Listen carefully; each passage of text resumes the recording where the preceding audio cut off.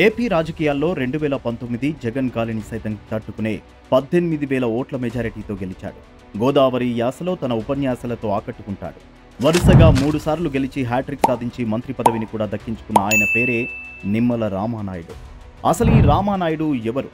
ఆయన బ్యాక్గ్రౌండ్ ఏంటి? జగన్కే కోపం తెప్పించే అంత పనులు ఏం చేశాడు? ఇలాంటి విషయాలను ఈ వీడియోలో తెలుసుకుందాం.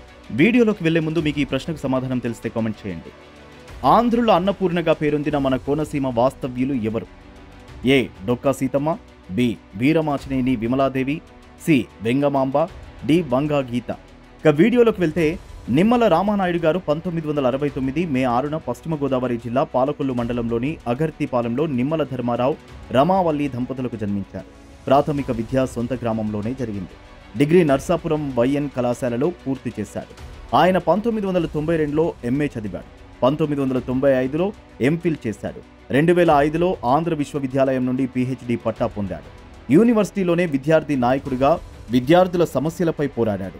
ఓవైపు చదువుకుంటూనే వ్యవసాయం చూసుకునేవారు. ఆయనకు వ్యవసాయం అంటే ప్రాణం. రాజకీయాల్లో ఎంత బిజీగా ఉన్నా తన పొలంలో సొంతంగా వ్యవసాయం చేసుకుంటారు ఆయన. నర్సాపురం వైఎన్ కళాశాలలో కొంతకాలం లెక్చరర్గా కూడా పనిచేశారు నిమ్మల రామానాయుడు గారు. ఉమ్మడి గోదావరి జిల్లా గ్రాడ్యుయేట్ ఎన్నికల్లో స్వతంత్ర అభ్యర్థిగా పోటీ చేసి ఓటమి పాలయ్యారు. 2005లో తన తండ్రి ధర్మారావు పేరుతో ట్రస్టును స్థాపించి తనకున్న 20 ఎకరాల భూమిలో వచ్చే ఆదాయంలో సగం పేదలు, వృద్ధులు, వికలాంగులకు నిత్యావసర సరుకులను అందిస్తారు. పేద విద్యార్థులకు ఫీజులు కట్టడం, ప్రకృతి వైపరీత్యాలకు గురైన వారికి సహాయాన్ని అందిస్తూ ప్రజల మన్ననలు పొందారు. రైతులకు విత్తనాలు, ఎరువుల సరఫరా చేసేవారు. టీడీపీ పార్టీలో చేరిన తర్వాత ఎంతో కష్టపడి పనిచేశారు ఆయన. పాలకొల్లు మండలం టీడీపీ అధ్యక్షునిగా సమర్థవంతంగా పనిచేశారు. 2014లో నిమ్మల రామానాయుడు పార్టీకి చేసిన కష్టాన్ని గుర్తించి పాలకొల్లు ఎమ్మెల్యే టికెట్ను ఆయనకు కేటాయించారు. అయితే అప్పటికే టీడీపీలో కీలకంగా పనిచేసిన డాక్టర్ బాబ్జీకి టికెట్ ఇవ్వలేదు. దీంతో ఆయన ఇండిపెండెంట్గా పోటీ చేశారు. ఈ సమయంలో చాలా టఫ్ ఫైట్ కొనసాగింది. కానీ పాలకొల్లు నియోజకవర్గంలోని ప్రతి ఇల్లు, ప్రతి గడప తిరుగుతూ టీడీపీని దగ్గర చేశారు రామానాయుడు. 2014లో 6,383 ఓట్ల మెజారిటీతో విజయం సాధించారు. తొలిసారి సుమారు 600 కోట్ల నిధులు తెచ్చి నియోజకవర్గాన్ని అభివృద్ధి చేశారు 5 ఏళ్ల పాలనలో. అయితే 2019 సమయంలో పాలకొల్లు రాజకీయం మరింత హీటెక్కింది.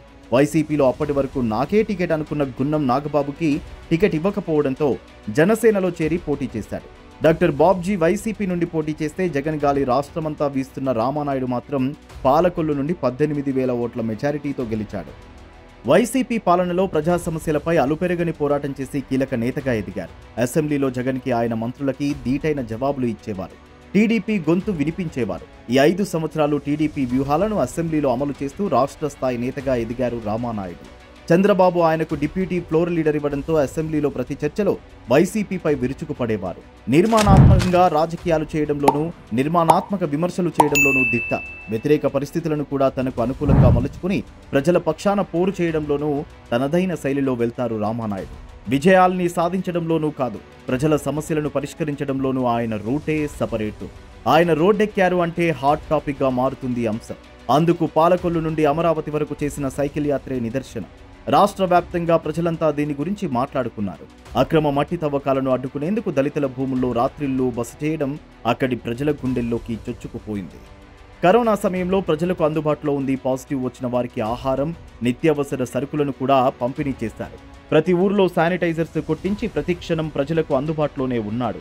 2024 ఎన్నికలకు ముందు పాలకొల్లు నియోజకవర్గంలోని ప్రతి గ్రామంలో పాదయాత్ర చేసి వైసీపీ చేసిన ప్రజా వ్యతిరేక విధానాలను ప్రజలకు వివరించారు.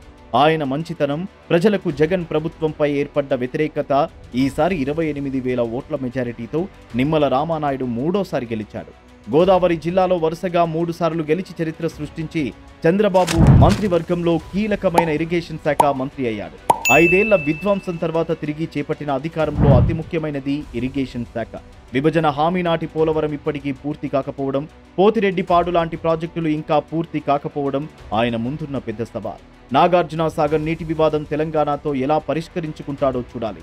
ఇవన్నీ సవాళ్లను ఎదుర్కొని ప్రజలకు సమర్థవంతమైన నాయకుడిగా కనిపిస్తాడా, లేక గత నీటిపారుదల శాఖ మంత్రిగా అపఖ్యాతిని మూటగట్టుకుంటాడా అనేది భవిష్యత్తులో చూడాలి. మీకు మా వీడియో నచ్చినట్టయితే లైక్ చేసి, షేర్ చేసి, సబ్స్క్రైబ్ చేసుకోండి. Thanks for watching.